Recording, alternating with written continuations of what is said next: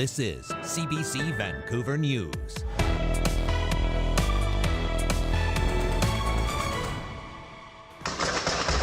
A disturbing plot explained. It was determined the suspect's primary objective was to shoot and kill police officers. Why two brothers in last year's Saanich bank shootout wanted to send a message. We've always wanted a seat at the table. 4 First Nations and the BC government reach a precedent-setting deal focused on the land. And trying to tackle food insecurity for good. We do need to see policy change in order to increase income to those people who are most effective. The call for a better plan to reduce poverty. Good evening, I'm Dan Burrow. Thanks for joining us. We now know more about why police say 2 brothers held up a bank in Saanich last summer. Mounties claim they wanted to kill police, not get any money. Lindsay Duncombe has more on the motivation behind the attacks. It was never about money, not about the 22 hostages trapped inside the bank. Police now say what 2 22-year-old brothers wanted when they robbed a bank back in June was this: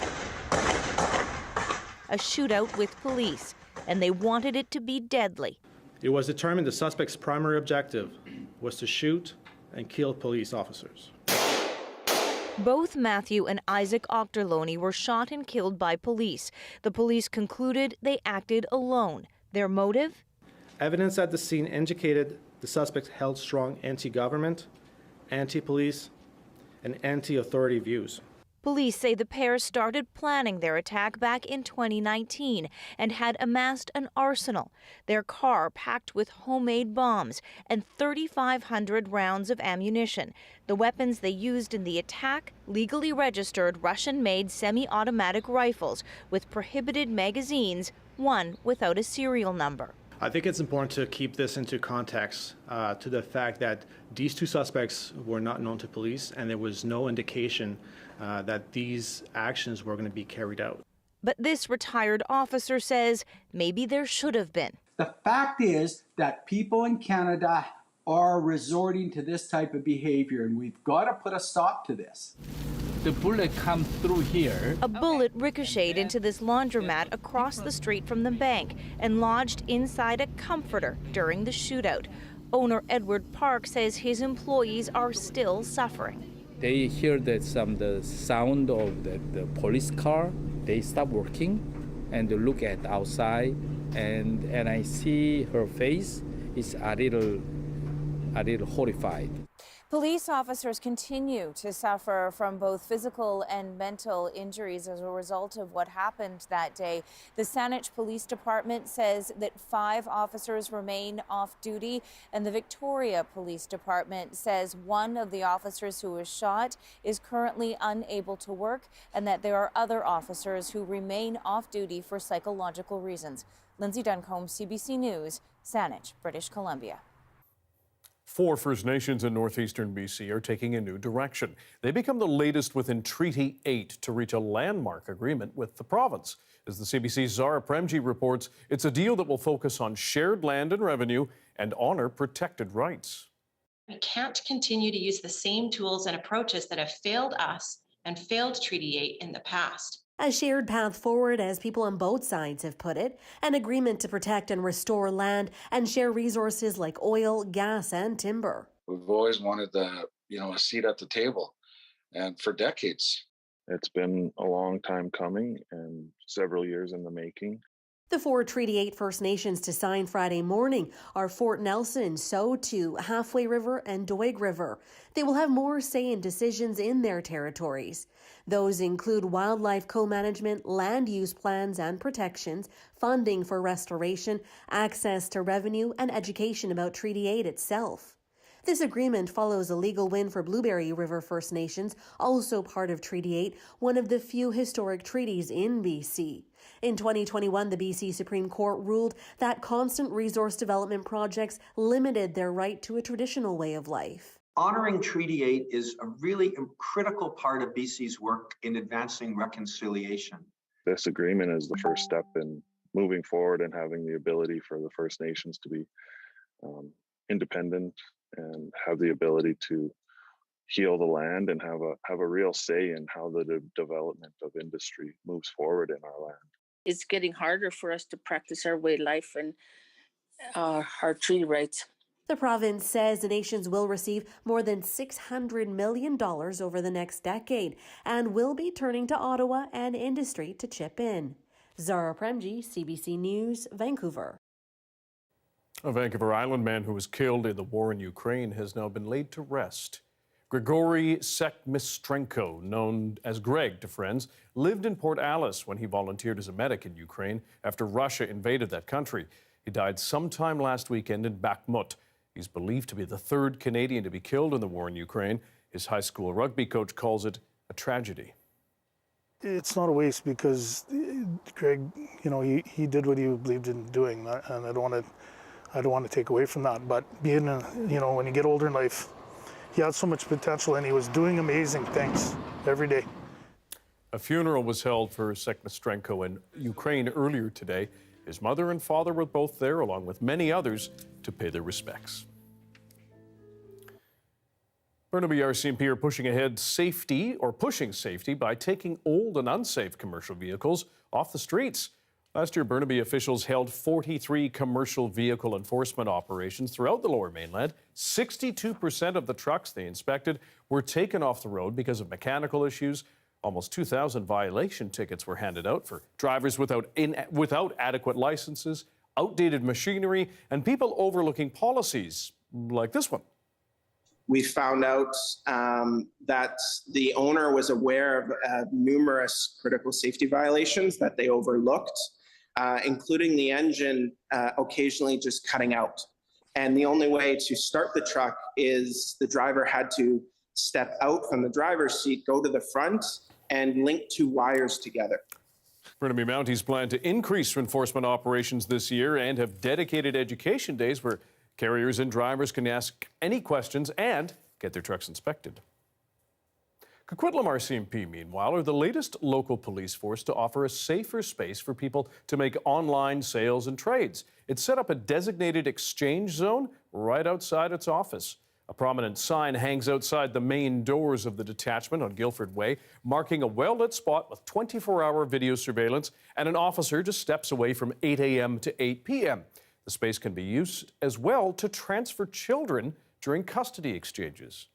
It's just another type of exchange that people have done, and it's just an additional service, and you really just want to have a neutral territory between both parties, and that's why we're pointing out our location, which is outside of the Coquitlam main detachment.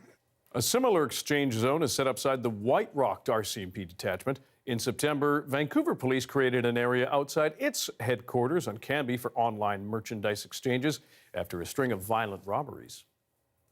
Almost 3 decades have passed after a woman in the U.S. sued McDonald's for third-degree burns she suffered from the chain's coffee. Now another lawsuit has reached the courts. This time, a McDonald's in Burnaby is being accused of negligence. The lawsuit claims Loch Fung ordered her coffee from the drive-thru at Willingdon and Still Creek last year. It alleges the worker did not put the lid on the cup properly and let go before the drink could be grabbed, spilling and leaving Fung's wrist and thigh burned. The lawsuit claims the restaurant didn't warn Fung the coffee would be, quote, extremely hot. McDonald's has not filed a response. CBC News has contacted the franchise for comment, though. A pioneer of Vancouver's Punjabi Market has died after decades serving his community. Balur Thakur's jewelry store was one of the first businesses to open in that area in the 1970s. Yasmin Khanea has more on his legacy. He was more into this type of stuff, this type of jewelry. Balu Thacker's son says his dad's jewelry store was more than rings and bangles. Helped a lot of people in the community. He liked to see the community prosper. Balu laid the foundation for what is now known as the Punjabi Market. He died earlier this month at the age of 84. Thakur moved to Vancouver as part of a wave of South Asian immigrants in the early 70s. His jewelry business, one of few on Main Street. I love the longer earrings. These are called jhumkas. His granddaughter says Thakur's heart of gold welcomed the South Asian community. He was very hardworking, very loving, very charismatic, a very good conversationalist. The store quickly became a major hub for South Asians, drawing customers from outside Vancouver, other provinces, and even the United States. And so it wasn't just, buying goods, selling goods. It's just like, this is family. We're going to give you more than just a good, goods exchange. It's about making sure you feel comfortable and loved and you feel appreciated as well. Experts say the pioneers of the Punjabi market carved out a space where South Asians could feel a sense of community. This was a safe enclave where people not just went for business, but they actually bought homes in the close by regions. And it became a place for us to feel that we belong. And despite the Punjabi market not being the place it once was, they have no plans to leave the area. Thacker's family will continue to run the business. Our families have built this, our community has built this, and so it's ours to take care of. It's ours to, push forward and to nurture. Vowing that the younger generation can keep the Punjabi market alive. Yasmin Ghanaya, CBC News, Vancouver. A state of emergency has now been issued in Campbell River after a mudslide there on Tuesday, and 30 or so people are still out of their condo buildings on Island Highway South after an evacuation order. No one was hurt in the slides, but the mud and the debris demolished a ground-level covered parking area behind one of the buildings. Acting City Manager Drew Hadfield says the hillside is being watched. A geotechnical survey will be done to learn more about why the slide happened and whether other properties may be at risk. More than 100 people will restart work, at a paper mill in Crofton on Vancouver Island after it got an $18 million cash injection from the province and Ottawa. This is about making sure that workers here in Crofton and in communities across BC can build a good life in their own home communities. The new funding will reverse a decision made last fall to curtail operations indefinitely. In October, Paper Excellence's Crofton Mill facility says it couldn't keep up with cost increases and a weakening global paper market. Now, though, the mill will bring workers back and use the funding to make water-resistant paper packaging to replace single-use plastics. The Lunar New Year is fast approaching, and in honor of the celebrations, the Vancouver Canucks are unveiling a special jersey once again, designed by local artist Trevor Lai. This year's artwork celebrates the Year of the Rabbit. Last year, Lai designed a logo for the Canucks celebrating the Year of the Tiger. That was to counter anti-Asian racism. The Lunar New Year begins on January 23rd. In just a few days, the Canucks will be hosting a Lunar New Year game on the 24th, and they will wear these jerseys during the warm-up. Having people come to a food bank is not about their food security. It is about poverty reduction. As high prices force British Columbians to come up with creative ways to cut costs, we look at the impacts of food insecurity and potential solutions. Stick around.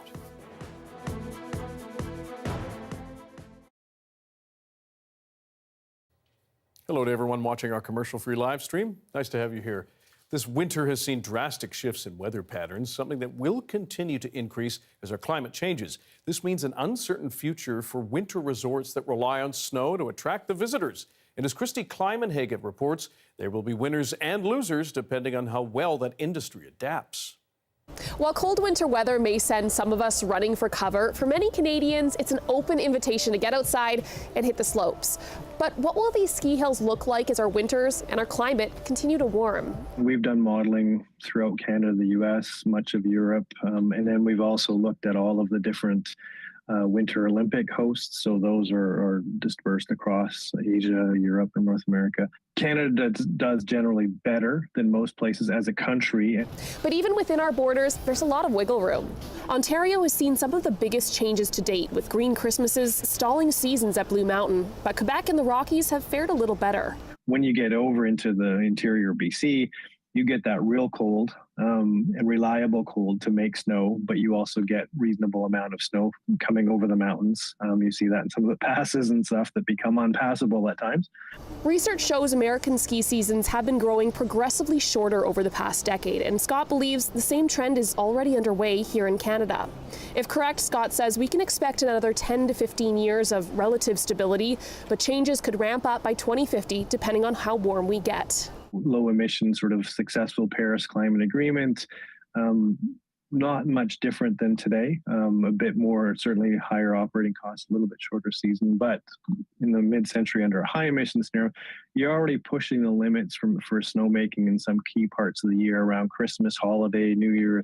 While a shorter season could hurt communities that rely on nearby slopes for tourism, it's unlikely that interest in skiing and snowboarding is going anywhere.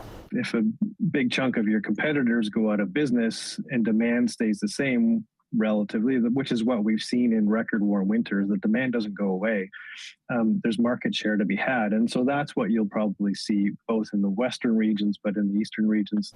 Many in the industry are already working to adapt, whether it's harvesting snow elsewhere, making their own, or diversifying into more summer activities. But across the board, two things are certain. Ski seasons will get shorter and operating costs will go up.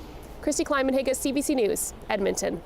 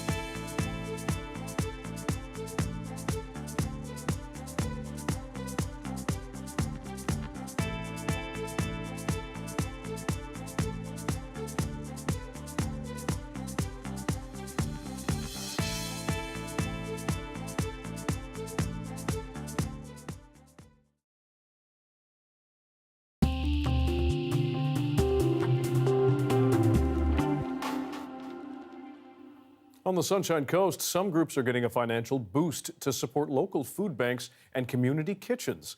Nearly $394,000 in funding will go to the Sunshine Coast Community Services Society and the Sea to Sky Society. It's to be spent on kitchen equipment and gardening supplies. The cash is from part of the local food infrastructure fund, and the community announced last March. That funding comes with grocery prices soaring across the country. CBC Vancouver is taking a closer look at that issue. Yesterday, Jill Ballard reported on how high prices are forcing British Columbians to come up with creative ways to cut costs.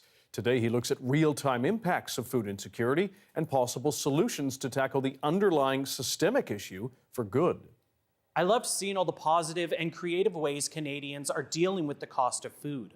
But the reality is, many Canadians are also being forced to make some difficult personal decisions, relying on community supports like this one.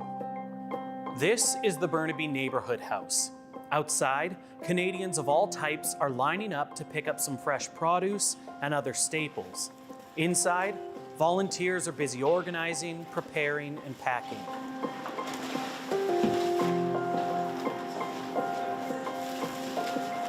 What has the demand been? You guys now have 9 food hubs here. What are you seeing from people as the cost of groceries keeps climbing and climbing? Yeah, we keep adding people. So one of the things that we're seeing is that people cannot afford food, and it impacts their income each month. And so it's either lose their house or find somewhere to get the food. And so that extra money that they normally would have had for food, they don't have it anymore. And so a lot of the people that are coming to us are supplementing. They're not what you would typically see at the food banks and what people always expect to be at the food banks. They are people that are working that just can't make those ends meet. And so that's what we're seeing. Hi. How are you? Good, how are you? I'm really good, thank you. Do you need like a baby food? We do have like it's kind of like a meal. Yes, that'd be wonderful. Among the lineup is Ariana Voth and her family. So in the past, we shop what we want to eat, but unfortunately now we have to look, what's on sale. With a second child on the way, the family is finding it hard to keep up with the expenses, despite working a full-time job. So, like many Canadians, they've turned to food banks and hubs, visiting weekly. Given we don't know what's at the food bank every week, then we definitely food prep a lot more. Whatever we get is what we'll eat. If anything that needs to be purchased, say meat, because we don't get that very often, we'll buy a bulk amount. We'll separate it into a bunch of different meals, and generally Kiara gets a lot of it, and us adults get less of it. just so she grows normally. How was the decision to start coming to food banks? Was that a hard decision to make for you? Well, you know, my background, I'm Chinese, and it's seen as shameful to get any kind of help. Our family motto is if we can do it, then let's do it ourselves. To reach out to someone and say, hey, I need help, is a big step, I feel like. And if it weren't because, you know, we have a baby to raise and coming one soon, then it definitely would have been, I think I would be more reluctant to actually reach out. Seeing Canadians adapt and get creative proves our resilience. And seeing charities and community groups step up and support their neighbors highlights our compassion. But some say this is the direct result of a system that is broken. It is not about food security. Like, I want to be really clear about that. Having people come to a food bank is not about their food security. It is about poverty reduction. And that is what it's about. And so we need a plan in Canada for that. We need a plan that people can trust that the government is going to have a safety net for them. So what is the solution? Clearly, it can't all be on the backs of regular Canadians to figure out. To learn more about what that solution could be, we took a trip to the University of British Columbia, where we talked to lecturer and registered dietitian Jerry Caston. I believe we do need to see policy change in order to increase income to those people who are most effective, i.e. those who are living in poverty. So what needs to happen? Well, we need to look at things like either our social assistance rates, our minimum wages, and things like that, or start looking at a basic income. Everyone I spoke with was clear. The current cost of living and the cost of food is unsustainable. It's going to take more than people giving up their lawns to grow vegetables or scouring apps to find the best deals. We have great charitable interventions, but those are Band-Aids and are suffering under the strain. Because when people are forced to continuously stretch and stretch and stretch, eventually it takes a toll. Seeing how the price of food just keeps getting higher, how does that feel as a parent and also just as a person? I honestly don't know how the future will look. We're both born in Canada, born and raised in Vancouver actually, and we don't want to leave Vancouver, but if it is an option in the future for just survival needs, then it will have to be that.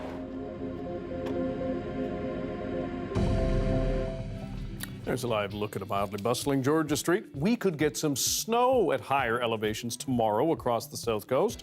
Johanna will have your BC-wide weather forecast right after this.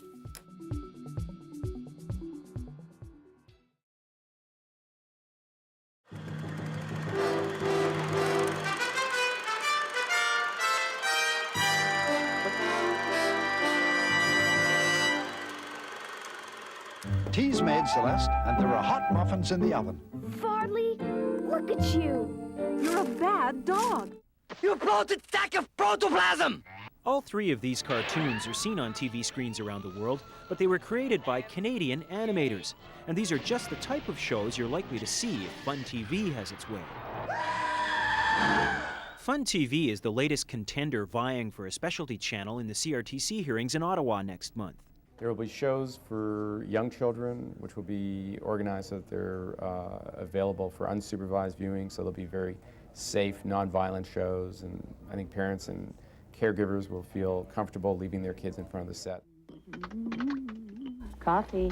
Then there'll be experimental films for those who are animation buffs and animation aficionados. There'll be a magazine show about animation, which I think will be the first show ever produced in the world on a regular basis to tell people about animation. There'll be nostalgic cartoons that we remember from our youth, everything from Popeye to Betty Boop or old Superman cartoons. Fun TV has financial support totaling $8.5 million. That money comes from Canada's largest cable TV operator, Rogers Broadcasting, also the Toronto-Dominion Bank, and two successful Canadian animation companies, Nelvana and Cinar Films. The service would cost an extra 25 cents a month on your cable bill. So representatives of the proposed channel are in Vancouver this week, wooing West Coast animators to the Fun TV way. They want to convince the dozens of independent animators in BC to contribute their programming ideas to the channel. Fun TV isn't alone in its bid for an all-animation channel in Canada. The Family Channel is in the running too, promising cartoons 24 hours a day, commercial-free. Fun TV says it will have some commercials, but argues that its programming will be more diverse. Both applicants say that they will have 60% Canadian content. Family Channel has announced that they intend to take 30% of their programming from the Turner network, which is mainly the Hanna-Barbera library. And we think that in an industry that is so successful internationally, to build that image, to build that network on somebody else's library is a mistake when we have great Canadian cartoons. There's a lot of companies here that are ready to take that jump. I think you're right. So Fun TV has been touring some of Vancouver's animation studios. The folks at Bardell Animation are impressed that 2 applicants are competing, but they have some reservations about Fun TV. You worry a bit because it's put forward by 2 of the largest animation studios in Canada, and you wonder whether an independent like myself is going to get a fair shake. Fun TV expects half a dozen Canadian animation films will be invited to submit programming to their channel. That means dozens of jobs for BC animators. There could be dozens more jobs if and when Walt Disney opens its studio here. Then the West Coast could outstrip Toronto as Canada's leading animation centre. Peter Granger, CBC News, Vancouver.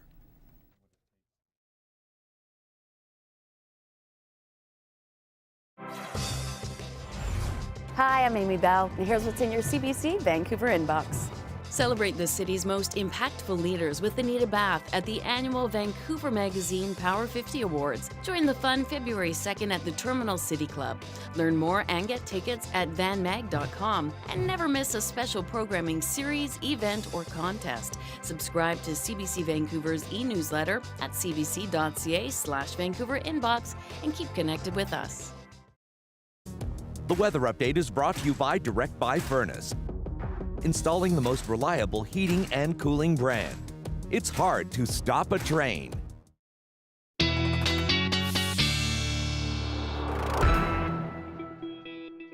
As we head into the weekend, meteorologist Johanna Wagstaffe is here with our BC-wide forecast and even more variety coming, Joe.